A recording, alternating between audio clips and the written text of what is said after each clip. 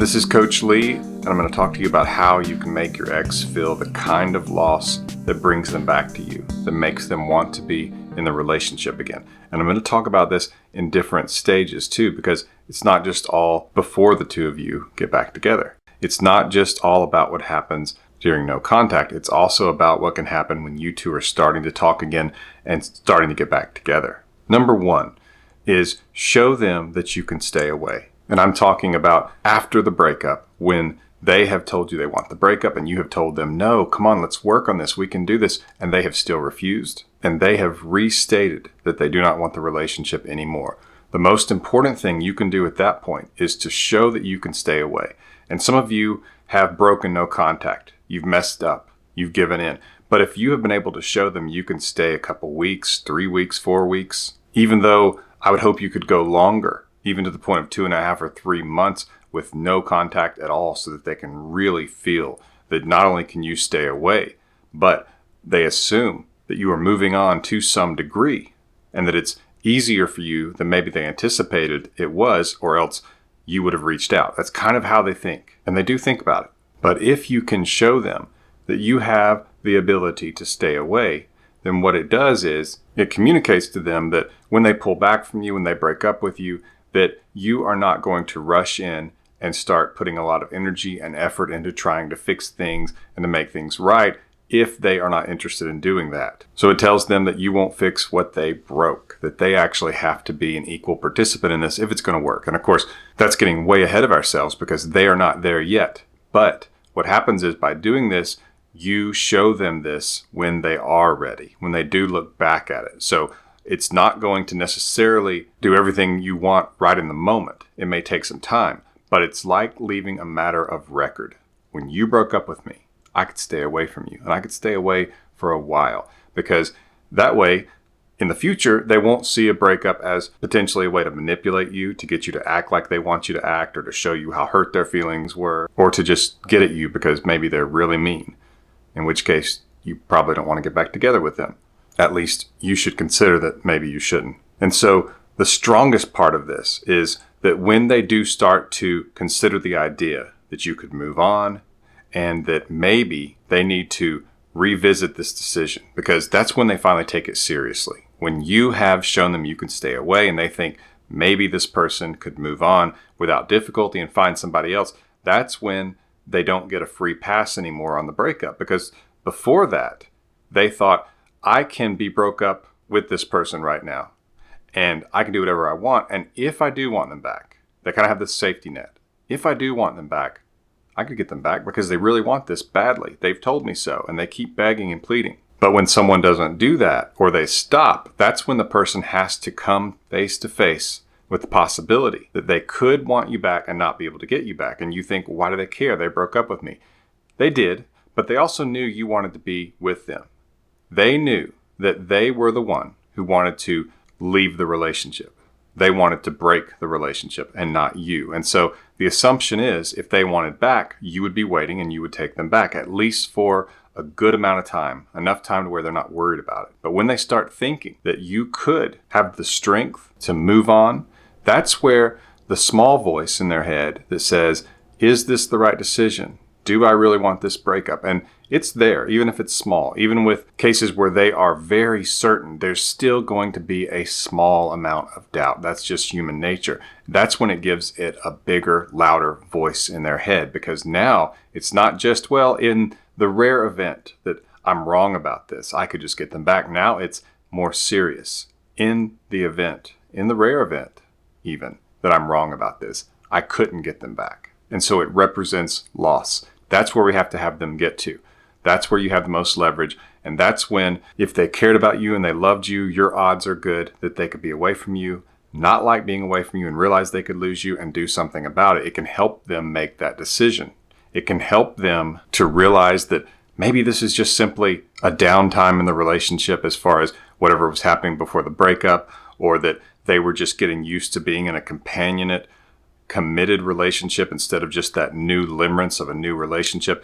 It allows them to think of possibilities and to see maybe some things where they were wrong and to see where the relationship is more important to them than they thought. So the only way you can do that is to show them you can stay away. Number 2 is when they reach out, because that's actually very common. It's unusual that you just never hear from them. And usually when that happens is when there was a lot of hostility and anger at the breakup, or there was obsessive behavior on your side after the breakup to where you pestered them and wouldn't give them any relief for too long. And people always ask, well, how long is too long? Well, it's difficult to say exactly because people's tolerances are different. But if it's too long, usually what happens is they start showing a lot of anger and even cruelty. They will say cruel, terrible things to you, like they never loved you, they might insult you or someone close to you because they're trying to get you to stay away from them. And they think that if they lash out at you and hurt you, that they could do that. And so when they reach out, it's very important not to try to make this a negative situation or bring up negatives, especially the breakup details, the issues, or asking too much. So for example, if they reached out to you and you jump right away to ask them to get together face to face. Now there is a time for that. And usually it's maybe the second time that they reach out if things are going really well and they haven't suggested it yet and you just want to, because you want to kind of push this a little bit because you might want to just move on and you want to just kind of get it over with. It could make sense then. But it's key that you don't treat them as though they are giving you an opportunity to try to get them back, that you're going to try to talk them into coming back, or you're even going to bring up the relationship at all. They need to just basically get from you this polite, casual conversation that almost seems to be focused on new life and not focused on this breakup, not thinking about it. Because again, if what they thought is right, which is what most dumpers think is reality, is that they wanted the breakup and you didn't, and then it will just permanently be that way. Now, if you directly ask them about that, they would deny it. Well, no, I understand. There's repercussions for my actions. They could say something like that. And at the moment, even if they were confronted with the idea, maybe by a friend, maybe by you, or even just inside of their own mind, it's not going to be enough to really impact them. They're going to say, yes, I want the breakup. Of course, I know this. It will take action. And that action is, first of all, you showed them that you could stay away. Next is, even when they did start interacting with you, you still did not try to fix the breakup. You didn't try to fix what they broke. They need to see that as well, because that's when they start feeling like it's their responsibility to do something about this if they want it. And so they have to decide if they want it, because you're not going to make it easy for them to just stay away from you and think there's no consequences. By doing these things, it actually shows them that the breakup could be bad for them because it destroys their illusions. It's an illusion that you will never move on.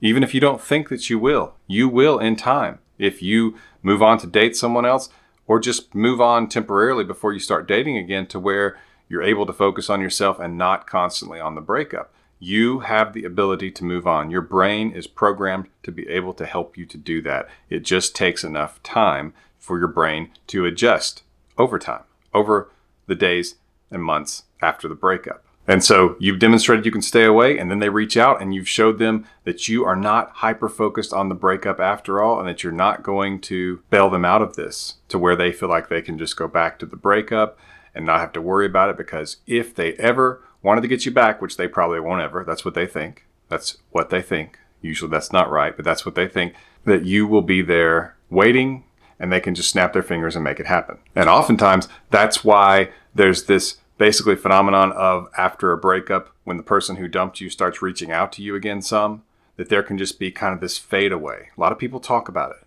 It seems like things are going well and then they just stop contacting you as much, and then slowly over time they just disappear. And some people can get paranoid because that is something that I've talked about and that I've noticed, and it does happen on occasion. But the way you can keep it from happening, or at least give yourself the best chance of it not happening, is that you don't start trying to reestablish the relationship as soon as they start contacting you again. If you can stay in the moment with them and just kind of enjoy the present with them, enjoy life with them without being romantic partners. Now, if they start flirting, a lot of times it's fine for you to flirt back. You kind of want to follow their lead on that. You don't want to be ahead of them. You want to be just slightly behind them. And it's enough to show them that it's still as they were concerned it might be. And that is, you could move on, you're strong enough to stay away, and that you're not just wrecked by this. And that's a shot to their ego too. Whether or not they want to admit that, or dumpers want to admit that, people disagree with me on that sometimes, but there is an arrogance, there's an ego boost that comes with breaking up with somebody. Even if you liked the person, even if you just thought, we're just not right for each other, or this person's bad to you, whatever it might be that causes you to break up with them, you think you could do better than this person, this situation. And that could be, well, you're just not going to tolerate being mistreated anymore. Well, then of course you could do better than that. So they do have this sense that they are the more attractive one, at least in this situation, because they're the one who wants the breakup and you don't. So there's this imbalance. I'm going to talk about that more in just a few minutes, but there's an imbalance. And so when they start reaching out to you some after the breakup, because they're feeling a loss of intimacy, they're concerned because you showed them that you could stay away.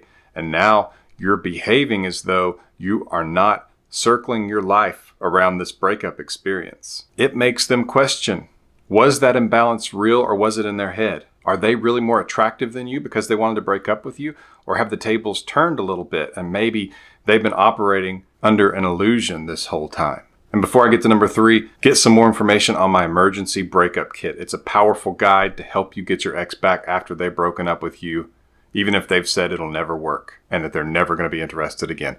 It's the emergency breakup kit. I link to it in the description below, or you can go to myexbackcoach.com and you'll see the link for emergency breakup kit. So number 3 is a little bit of an expansion to what I was just talking about, and that is relationship imbalance and the importance of removing that. And the reason is not that we shouldn't dote on the other person and even spoil them to some degree, but you have to know if that person can handle it in that moment. Okay, some people cannot handle being treated well and being spoiled, for lack of a better term. Other people handle it well and they're grateful and they do the same to you. And then you have two people who pursue each other instead of just one person being the pursuer and the other person being the prize. And this person's put on this pedestal and practically worshipped. And that person can just complain about little small things that you do, even threaten the relationship over misspoken words or forgotten chores or things like that that really should not be the end of a relationship. That's something you work on, or that's something you just forgive the other person because you're both imperfect.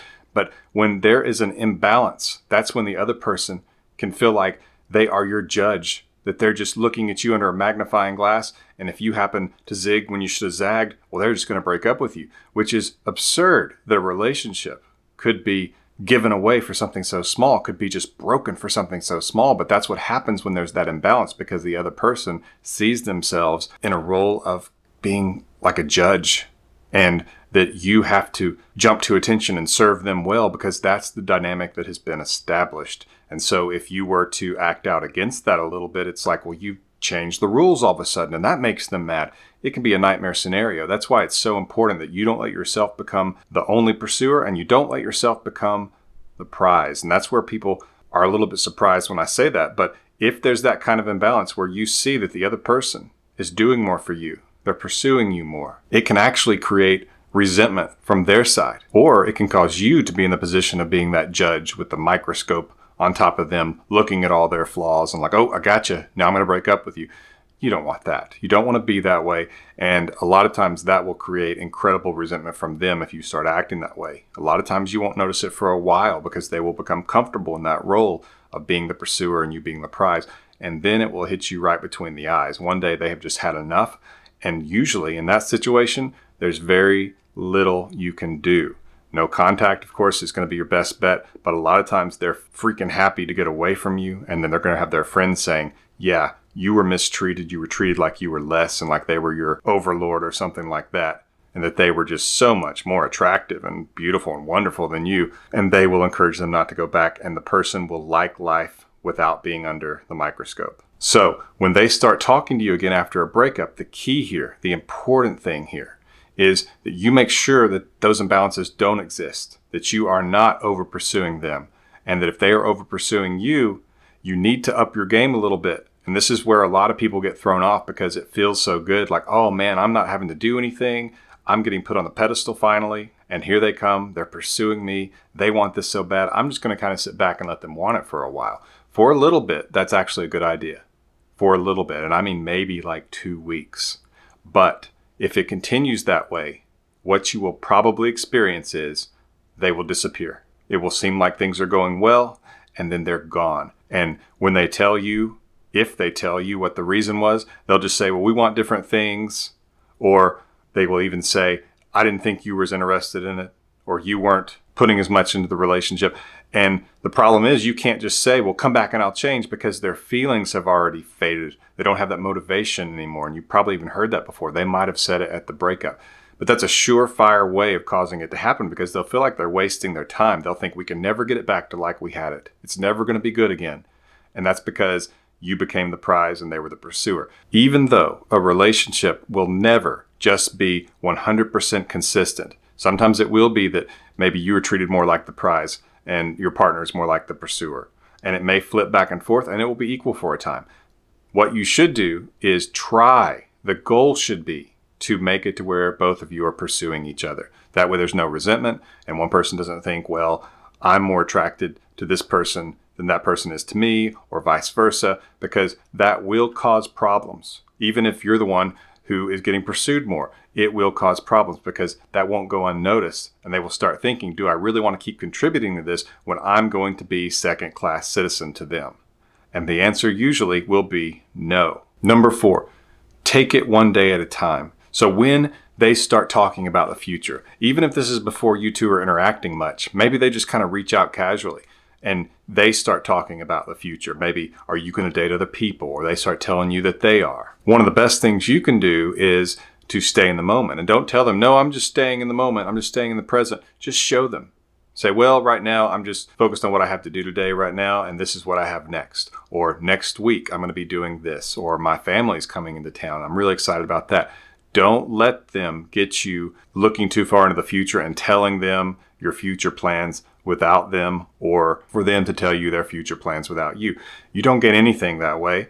And it can contribute to the idea of them thinking that if they did start interacting with you again and maybe consider the idea of getting back together with you, that it could be you want a commitment for the future. And that's something that they probably don't think they can give right away. But if you talk too much about the future and your plans for the future, especially as it involves them, it can make them think that the future's already planned out for them, like they don't have to earn it back. And we want them to feel like that they have to earn you back a little bit, that they have to kind of pay some penance for their actions or something, that they have to repent and then prove themselves to you. And so it's just best not to talk too much about the future, because as simple and nitpicky as it might sound, I have seen situations go the wrong direction when the future's talked about too much, because they start feeling like it's locked in, that they don't have to do anything, and then they feel trapped a little bit.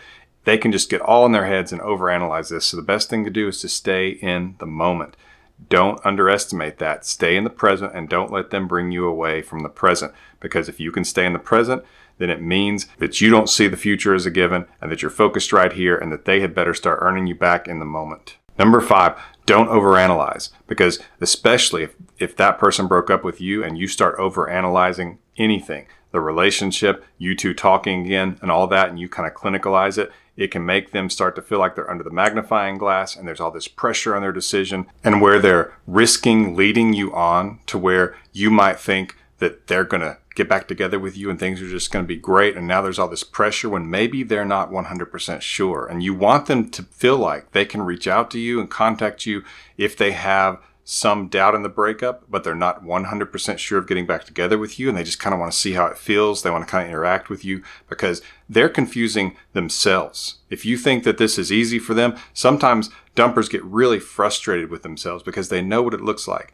And so you don't want to add any pressure to that by making them think that if they just have a conversation with you, that you're going to think that you two are getting back together now. So you want to demonstrate to them that you can just have a basic conversation, that you can have them like something on your social media and you're not going to react and think that means they want to get back together. You're going to show them they can interact with you and that they can see and they can start moving forward with you some without you jumping too far ahead. And really, you should let them be the one to do that. You want it to be where you two stay in the moment with each other and enjoy just being together and what that means and how you two interact and what has had you close for as long as you were. But you are not going to act at all for them like you think this 100% means that two of you are back together like you were. You're not even going to talk about it. You want them to know they can interact with you without them being concerned that they are obligated now. And that way they can feel free to keep growing closer to you and you being into their heart again, and then enjoying the romance and all that without that pressure. And then they wake up one day and they're where you want them to be, and you two are back together and you haven't even talked much about it because you've been enjoying each other. That's the best way to handle it. Here at the end screen, there will be 2 videos. One will be about marriage and one will be about breakups. Choose the one that's appropriate for your situation. And be sure to get more information on my emergency breakup kit. The link is in the description below, or you can go to myexpatcoach.com and you can get it. This has been Coach Lee, and as always, thank you for watching.